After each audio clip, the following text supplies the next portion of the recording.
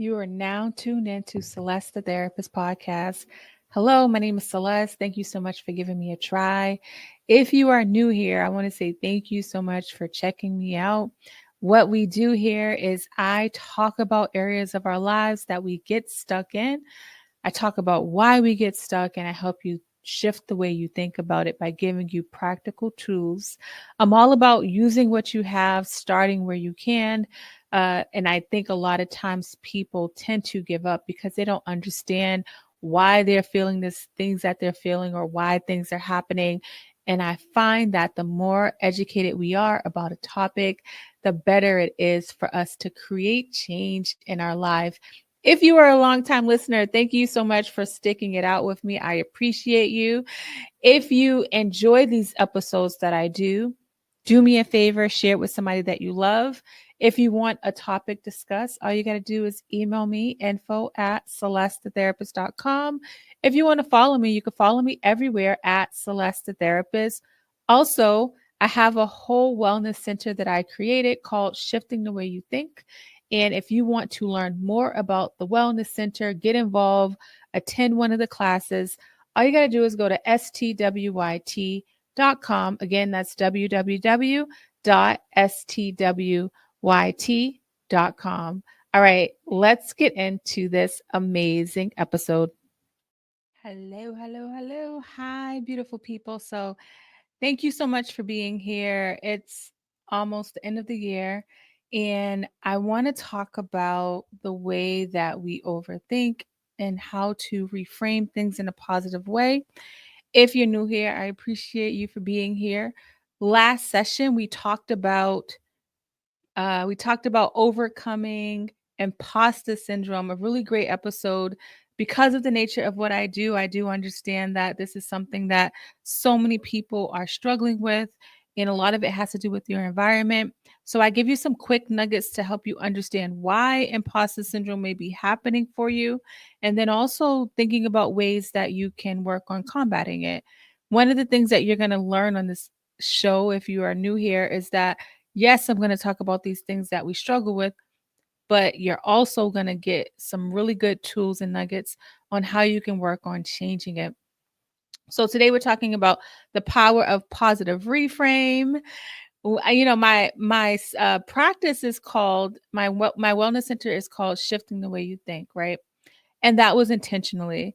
One of the things that I've learned in my over 20 years of working with people is that regardless of the socioeconomic status, regardless of race, sex, or whoever you are, the one thing that continuously is keeping us stuck is the fact that we are struggling with getting in our head. We are in our head so much and we have a hard time getting out of it. And so the mind is so powerful. It's something that people don't understand. I feel like it's the most underutilized part of our body is our mind. And because we are constantly turning these thoughts over and over in our head, we're not answering them. What's happening is our mind is just cycling in this process. And the mind only has access to what we give it. And so, if we're not giving it new information, if we're not answering those questions that our mind is turning over in its head, then what's going to happen is we're going to feel stuck, right? And so, if you can shift the way you think, you can actually get yourself out of that stuck place. So, the positive of positive reframe. First, I want to talk about like why we have these negative thoughts. Like, what are the common negative thoughts that we have? I want to give you some techniques that you can do to think about changing that process for yourself. And then, lastly, what I want to do is kind of walk you through a practice of how you can work on doing this day to day. Because my goal is to use what you have and start where you are. As much as I love therapy, I love doing therapy with people. I understand the financial barriers. I understand the fact that sometimes it's hard to find somebody that's compatible for you, and I think that's something that we don't talk about enough is everybody say go get a therapist. But the reality is it's not enough therapists out there for everyone that's looking for a therapist. And even if there was, the financial barriers to having a therapist is just really hard. So this is why I actually created this podcast, is because I really want people to get ways that they can work on their healing journey, regardless of their socioeconomic status. So, some common negative thought processes and patterns that we have, I'm going to talk about two. The first one is catastrophizing. A lot of times, what's happening is, let's say that you are about to start your first day at a job. So, what your mind is going to start doing, your mind is going to help you uh, get ready for it, right? It's going to get ready for it by thinking about the ways that things can go wrong. What if nobody likes you? What if you don't know what's going on, right? These questions starts going on in your head. And then what happens if you don't answer that question, your mind is going to start thinking like, oh my gosh, what if nobody likes you? Let's say you struggled being bullied in the past. Let's say you struggled making friends. Let's say you've always felt socially awkward, right? Those things that you've struggled with over the past, your mind is going to do a great job at pushing it up into your conscious. And if you're not mindful, what's going to happen is those thoughts that came from your past is going to connect with your present. Now you're going to start creating scenarios and telling yourself like, dang, what if nobody does like me? And so that's one of the ways that we catastrophize. That's just one example that I just got off the top of my head, is starting a new job. Another example, let's just say my wellness center that I started. If you follow me on social media, I'm very transparent about like my process, and I brought people on my journey on how I created this process with my wellness center, and how nervous I felt about it, how my stomach was turning. Because yes, you can feel anxiety in your body, right? I did a training the other day, and I was telling one of the students about anxiety, and how I told them like, if it would show up in my back, and then I feel it a lot in my stomach. And they say, you can feel like anxiety in your body. And I was like, yeah. And it saddens me that like this is not common knowledge for us. It's not something that we know, right? I didn't learn, and again, I didn't learn this until my early 20s about the way that mental health can show up in your body. I had absolutely no idea. 19 in the ER, dealing with a lot of stress. Oxygen level dropped down to below 90, so they kept me overnight. And if you've a long time listener, you know the story. I say it all the time, but they kept me overnight. My oxygen level dropped to over under 90. And the next day after they did all the tests, because my test came back clear, they was like, your test came back clear. Like maybe you should talk to somebody.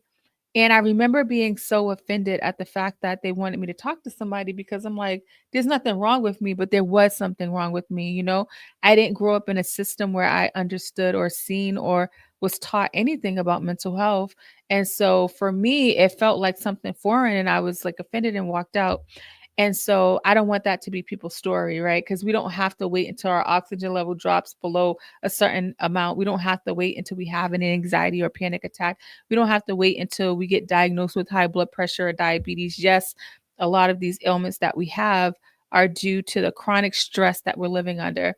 So when we are catastrophizing, imagine like always thinking like, oh my gosh, what if somebody comes and get me? And so catastrophizing keeps your body on high alert. It keeps your mind on high alert. And when your mind is on high alert, what's happening is that your body stays in a constant state of stress. We were not meant to live in a constant state of stress, right? One of the things about humans, and I've said this before on this podcast, is that we are the only creatures that can activate our amygdala, which is the part of our brain talks about the fight or flight, right? And if that's a new concept of the fight or flight, let's think about like an animal, right? Let's say an animal, one of the preys is about to attack them. What happens is they get ready to run, hide, do what they need to do. They're in this fight mode, right? And then the prey leaves. The prey's going to leave, right? Now the animal is content. It's fine. It gets back to its baseline. Humans, on the other hand, we go through stress, we go through trauma, we go through so many different things. And if we're not processing it, which most of us are not taught to do, right? This is not blaming our parents. I'm not blaming you. It's important to understand what's happening. When you're not processing what's happening is your mind is calculating and taking that information. You have a parent that lives in a state of stress, comes home always stressed out. And so then your mind, especially as a little kid, your mind starts to think like, oh my gosh, like, dad seems like he's upset with me, maybe because I'm a bad kid, right? And so every time now when your dad comes home, you're always stressed. Maybe because your parent never had consistency in their delivery of their emotions, so you don't know what you're going to expect, right? If you grew up with a parent like that, 9 times out of 10, you're struggling with a lot of anxiety if it wasn't dealt with. And so what happens is when your mind is in a constant state of stress, when you start creating this thing of like, oh my gosh, my dad's coming home, blah, blah, blah. You're going to feel a certain way where your body is going to find itself raised up in high alert, even if something's not wrong, right? Like even if your dad came home and your dad was in a good mood, you can find yourself feeling raised up and feeling stressed. Humans are the only species on earth that can create that feeling with just thinking about it, right? And so that's why I'm so intentional. I'm so adamant about helping people understand their thoughts and what's going on in their mind. A lot of times people struggle with being alone and they don't like the fact that their thoughts are coming up at nighttime, right? One of the things I've talked about on this podcast at night, I before I start working on myself and understanding things, at night was where I had the most struggle, because at night, like I'm working, I'm going to school, I'm doing all this stuff. I stayed busy. I was busy, busy, busy. My coping mechanism for dealing with trauma was working and partying. And so in school, right? So I'm working, I'm going to school and partying, right? And so I just engulfed myself in that, never really made intentional time for myself. So by the time nighttime came, what happened is my body and my mind was like, all right, Celeste, are we going to deal with this stuff? Right? Because it's stuff that's lingering in my mind and my body, and I'm not dealing with it. And so that is what catastrophizing is. You can think of something is going to be so wrong in your mind, and your body and system just goes into this like hyper alert. And to be walking around on hyper alert is just not fair to you. So that's one of the common negative patterns that I see a lot. I'm just going to talk about one more common negative pattern I see, and that's all or nothing, right? So let's just stick with my business, for example, or let my podcast. So if you don't know, everything that I've done has not been intentional. It wasn't like, oh, I want to create this wellness center and a podcast. I want to have a book. I want to be an entrepreneur, a therapist. None of that was ever in the cards for me. What was in the cards, I was trying to get a state job. I was trying to get somewhere where I can retire, be there for 25 years. Ain't nothing in my system had me thinking that I was going to be doing this stuff that I'm doing now. Absolutely nothing. And I'll just start with creating my practice, right? 2014, I'm working and I have a Black psychologist that is my supervisor, and she is in private practice. And she was like, yo, why don't you have a private practice? I was like, I don't know, like that doesn't, that what, I had all these thoughts of what could go wrong, or is this really for me? Because I didn't grow up in a system with entrepreneurs or anybody that had their own business or was a therapist. The Black psychologist that I had, she was the only person that I seen. So, a little piece of me was like, maybe it could happen, but like that was just a little piece of me. And I eventually just started it per diem, where I would see people rent out space for an hour. Wasn't completely committed. And I remember, and I've told this story a million times, but I remember this pharmacist who I knew had his own business. And he was like, oh, Celeste, like, when are you going to get your own? And I said, I need everything to be put together, because in my mind, I'm only thinking about all the things that can go wrong. I wasn't thinking about the things that could go right, just everything that can go wrong. So far in my journey up until this point, I had been living in survival mode, just making sure I was able to make money. How do I get to the next thing, right? A lot of Americans, we're always like, okay, let me get this degree. Okay, let me get this job. Okay, let me get this house. That's literally what was my mindset. There's not somebody I can name that was like, oh, that person like drove me into this direction. What drove me into like being so focused on school and work and leveling up was the fact that I wanted to get out of the situation that I was in. I wanted to grow. I wanted to be better than, and better than who I was yesterday. But it wasn't like I was processing anything. It wasn't like I was trying to create a space where I'm living and not just surviving. I never thought that deeply. And so I'm doing this part-time work as a therapist per diem, but I still got my full-time job, you know what I'm saying? Because I wanted that check every 2 weeks. And he said, so I said, he said, when you gonna get your own? I said, well, I need this, I need that. And he said, you know what, Celeste, people like you would never have their own because you're waiting for things to be in a nice, neat package. Something about what he said, I was like, because another thing about me is that there's been a lot of doors that have closed for me, and it that gives me motivation. If you say I can't, guess what, I'm gonna try 10 times harder, like that. So that's never been a struggle for me. If somebody's said, oh, this isn't for you, or you can't have this job, I have so many stories.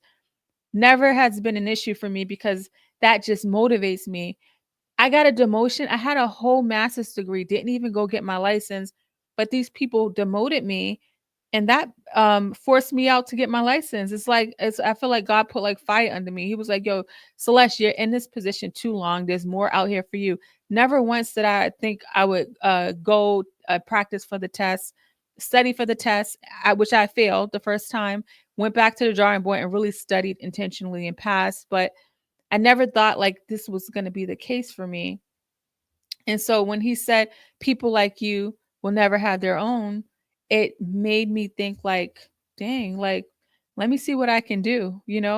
And that was in February, that was February 2016.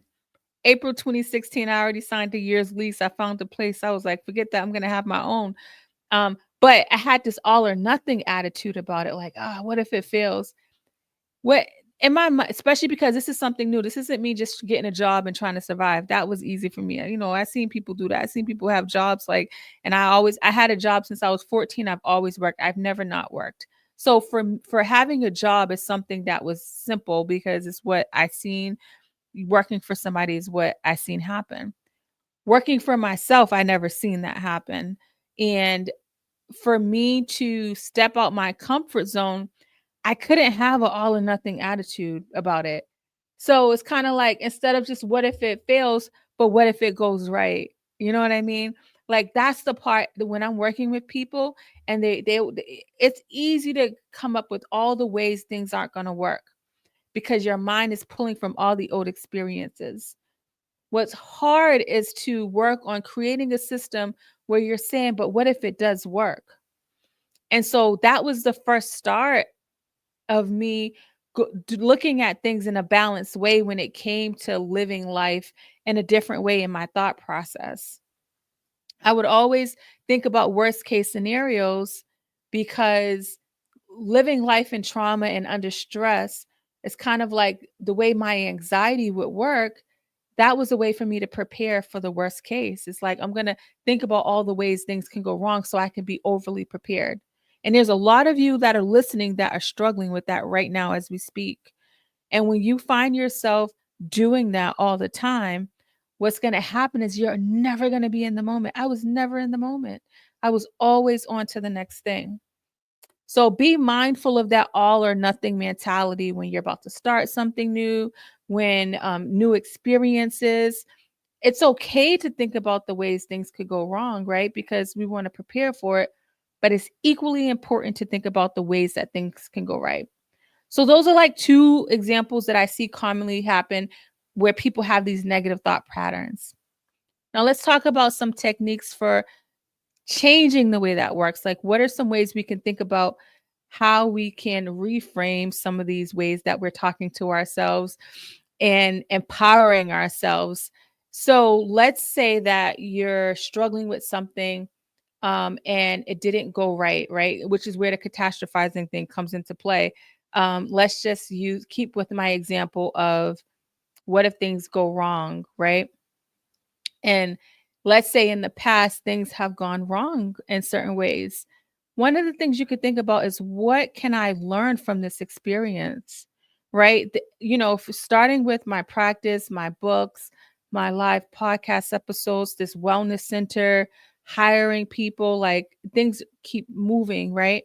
And in that process, in these years, it's going to be 10 years next in 2025 of me starting my practice, right? And when I think about that timeline, there have been many things where I've started or I've done something that didn't go the way I planned. And unfortunately, for a lot of people, that stops them in their tracks. But what I want you to think about doing is like the things that didn't work out, ask yourself, what can you learn? Like, how could you do things different? Like processing it. Try not to look at the things that don't go right for you as a failure, where it's like, well, like, let me give up. But instead, look at it as it's like, okay, this didn't go this way. Let me go back to the drawing board and see what I can do. So, what is the beauty in the struggle? That's so important. The next thing I want you to think about is affirmations. So the negative self-talk that comes so easily, the way negative talk just be flowing. Also, I just want to point out, right, when it comes to the negative self-talk that you may have about a situation, I remember when I was going to start my podcast in my business. Well, when I was going to start my business, somebody was like, "Dang, you really want to do that?" And the person that said this, it wasn't like they were hating on me or they had any ill will at me, but they probably couldn't see it for themselves. And this is something I'm constantly talking to people about when I'm working with them so that they're not looking for an answer or support from people that continue to speak negative over a situation. People are giving you what's in them, right? It's one thing if it's like, oh, I want to start this business, and it's like, oh, okay, like what's your plans? But to immediately be like, oh, do you really want to do that? You didn't even hear the plan. I'm going to start this podcast 2018. Sorry. Yeah, 2018. I decided I was going to start a podcast. That's when I launched. I launched July 2nd. And I remember telling somebody, "Oh, I want to start this podcast." And they said, everybody has a podcast. You know what I'm saying? And my stomach turned. I remember feeling that, right? And this is why I'm sharing these examples because it's important to work on filtering out and processing your day because you don't recognize how something can affect you what somebody says. That person didn't think that person wasn't like, "Oh, I'm going to hate on Celeste and try to crush her dreams." That wasn't the case. That what the case was is that they really said everybody that's the way they think. And I'm gonna counter that because there's a lot of bread in the bread aisle, right? And there's sometimes you go to that bread aisle and the bread's gone. And there's a lot of TV shows that start every single year. And there's a lot of movies that come out every single year. And there's a lot of everything, but there's not your thing, right? Celeste the Therapist Podcast is different from something else. And so when you're trying to work on affirming and reframing that negative thought, it's important to understand all of the ways that you have been hindered into thinking that way. Some of it's your past, some of it's your present, right? Some of it is the unknown. The more mindful you are of how these negative thoughts are affecting you, you can work on combating them. So, for instance, not speaking to that person about your vision because they may not have the capacity to give you what you need. Finding your tribe is important when you're thinking about this, right? If you can't find a physical tribe, guess what? Online has so many different resources. I can't tell from the podcast that I started. I read a book called Profitable Podcasting. From the book I started, I watched people talk about the process of the book to the wellness center that I've started.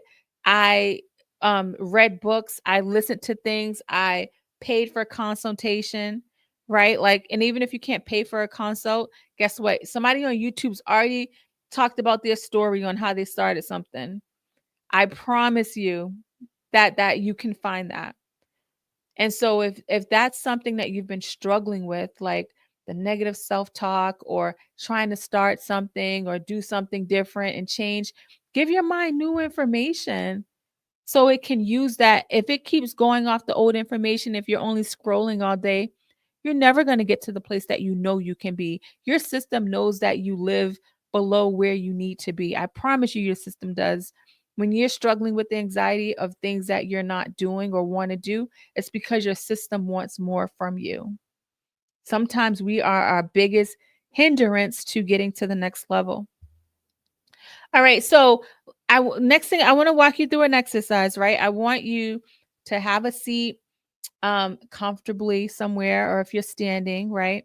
And I want you to think about these things because I'm all about action. Like, what can we do today? How can we start the process of changing the way that we're feeling stuck. And today is about reframing those negative thoughts. So, first thing I want you to do is to identify a negative thought, right? So, if you're watching this, you can see the slide where I'm reading it off the slide. But think of a negative thought that you often have. It could be something like, I always fail at my goals, or I'm not good enough. Let me just say, I hear that a lot. Oh, I'm not consistent. I always this. That's the all or nothing thinking. Like, do you really always fail at your goals? And I be poking holes in it, and people be like, actually, because when you keep it in your mind all the time, guess what? Your mind's gonna get all this other old information and be like, yeah, that's true. But then you have somebody like me that comes in and counters it. It's going to crush those negative thoughts, right? So I always fail at my goal, or I'm not good enough. Take a moment to really focus on this thought and how it makes you feel. Acknowledge the emotions that come up with it. And if you're watching this on video, you see I have this emotion chart. Shout out to Beam. I love this emotion chart. Grab an emotion chart as you're thinking about these emotions that are coming up, and check in with how you're feeling. This is so important to understand what you're feeling, because sometimes we're making decisions off of feelings, and our feelings do not last forever. They're here for a moment and they go away. And to make a decision off of a feeling is not fair to you. So acknowledge the emotions that come up with it. Step two, I need you to challenge the thought. So now we're going to challenge that thought. Ask yourself, is this thought based on facts or assumptions? This is something I'm doing with people all the time. They're taking their assumptions, they're taking their history, and they're making it into a fact in their mind when it's not a fact, right? So, is this thought based on facts or assumptions? What evidence do I have that contradicts this thought? That's important, right? As you're doing this, take notes, right? And not just take notes and let dust collect on them. Go back to them. When you find yourself ruminating or thinking about these thoughts in a way, go back to that notebook and take notes on how you can work on reframing that thought, and ask yourself, what's the evidence? Because when you start asking yourself about the evidence, I promise you a lot of times there's no real evidence. It's all in your head. How would I view the situation if I were my best friend? That's important. Anytime somebody starts talking crap about themselves in sessions with me, it's like scratching, if you're scratching the chalkboard to your, if somebody scratch a chalkboard and you hear that screeching noise, that's what it feels like when people start speaking negative. Like, I can hear it. I have such a keen sense. I can hear it. And I'm constantly checking them. And I'm like, oh, really? You didn't hit whatever it is, right? Anything. Let's just think about, and I'm just thinking, I'm trying to think of an example. So I'll be like, "Oh, really? Like, you'll never be good at that, huh? Because you didn't get it right this time, right?" And I'll say, "Oh, okay." I said, "Oh, would you tell your daughter that?" Right? Like, she would. I go through, like, you went through all of this, but you didn't do this one thing. You would tell your daughter, like, "Oh, you screwed up. You're not good enough." And a lot of times when I ask people to think about asking their friend or asking their somebody that they love, they get emotional. And they say, I would never say that to them. So why are you saying it to yourself? And I need you to ask yourself these questions. When you're speaking so down on yourself, the relationship you have with yourself needs to be the best relationship you have, because you're with yourself 24/7. So I need you to ask yourself, would I say this to somebody else? I promise you 10 times out of 10, you'll say no. How would I view the situation if I were my best friend? I need you to take a moment to reflect on these questions and jot down any insights that might come to mind. All right, now we're going to reframe the thought, right? Now let's reframe that negative thought into a more positive or constructive one. For example, if your thought was, I always fail at my goals, right? You might reframe it to, I have faced challenges, but each setback is an opportunity to learn and grow, right? I face challenges. I'm not saying deny the fact that you face challenges, right? I'm not saying pretend like nothing happened. No, I'm going to tell myself, you know what, Celeste? I have faced challenges, but each setback is an opportunity to learn and grow. Now, take a moment to create your own positive reframe. What new perspective can you adopt that feels more empowering? right? I want you to take time to think about how you can reframe that thought that you've been struggling with to a positive one. Now, the last thing I want you to do is affirmation. I love affirmations. I have them all around my office. I have my kids talk positive to themselves. When I worked at a homeless shelter, I had an office that had glass, it had glass windows, right? And sometimes the guests would come by the office to wait for dinner and stuff. So I taped the affirmations to the glass window. And I remember, I just, because I knew people was coming, so I wanted them to see it. And sometimes people say they come back to my office, even when I'm not there, just to read that affirmation. Why did I do that? Why is that powerful? Why is that so important? Because I'm helping them give their mind new information, right? You don't realize it, but you're always talking negative to yourself. So your mind only has these negative things to think about. But if you can say, like, you know what, I face challenges, but I'm gonna tomorrow's a new day. When you start doing that, your mind starts thinking in that pattern. So, for instance, if you reframe your thought, I learned from my challenges, you affirm you could be, I embrace challenges as opportunities for growth. Repeat this affirmation to yourself a few times, either out loud or in your mind. Feel the shift in your energy as you affirm a new belief. And if you say, I just did it, Celeste, and it didn't work, keep going. Do it every day. Take it like medicine. You ate today, but are you going to eat tomorrow? Right? Right? Your stomach is full after you eat, but then it gets hungry again, right? I affirm myself daily. I'm listening to things. I'm constantly feeding my mind with positivity. Why do I do that? I do that because I need to give my mind new information. Even though I know these things are true. I know what it is and what it isn't, but I'm constantly hearing negative things. There's so many things that's happening with whether what we're watching, we're hearing on the news, situations that are happening in real time, talking to people. You got to affirm and give yourself new information. So this was such a great episode. Really quick, I just want to I want to remind you about how you can support me. So just listen to this really quick. I hope you're enjoying the episode. Quick announcement. I want to give you some ways you can support, right? I have two books. One is called Relationship Goals. It's a guide to a healthier relationship. I also have a guided journal. And if you find yourself stuck in thoughts, want to get your thoughts on paper, I ask you different questions and I also ask you how you're feeling. I provide you with the feelings chart. If you go to celestetherapist.com, you can find 365 days of intentional living along with relationship goals. Another way you can support me, I have this wellness center, whoop, whoop, that I'm so excited about, called Shifting the Way You Think Wellness Center. At my center, I do not want finances to be a reason why people can't get what they need. So if you want to donate a class to someone, please feel free to go to my website, stwyt.com, and you can give a donation. The classes run between $15 and $35. My goal is for everyone to be able to access these services regardless of finances. So if you can donate, please donate to your girl center. I would be greatly appreciated. All right, y'all, let's get back into this amazing episode. So I really hope you enjoyed this.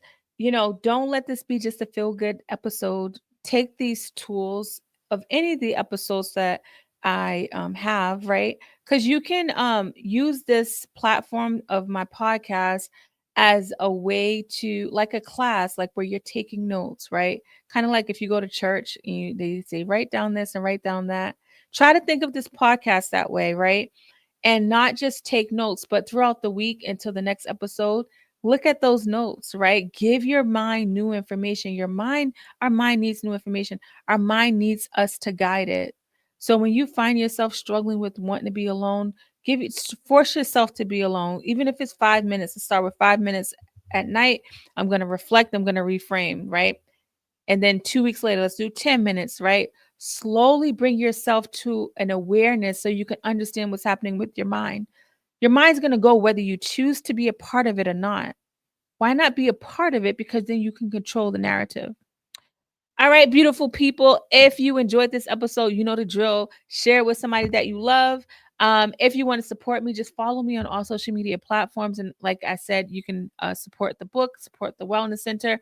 So the podcast is celestethetherapist.com. You can find information there about the podcast, all the episodes, so many good content. The Wellness Center, right? STWYT.com. That stands for Shifting the Way You Think. If you go to STWYT.com/events, you can find all the events that are going to happen here. I appreciate the support. I appreciate the love. As I was recording this episode today, I'm realizing next year will be 10 years of me like kind of being in practice. And it's like really exciting. And, it's surreal sometimes. I get really emotional just thinking about how far I've come because I didn't set out on this journey. And I had a lot of fear on this journey on every step of the way. But despite the fear, I kept going anyway. And God's given me this amazing passion and perseverance and way of like wanting to help people in their healing journey. And I get DMs, I get messages of people that, whether it's a post, whether it's a podcast or something I've done that's helped inspire them. And it brings me so much joy because I know if I'm inspiring them, they're going to inspire somebody else and it's going to keep going around and around. So until next time, beautiful people, I will talk to you later.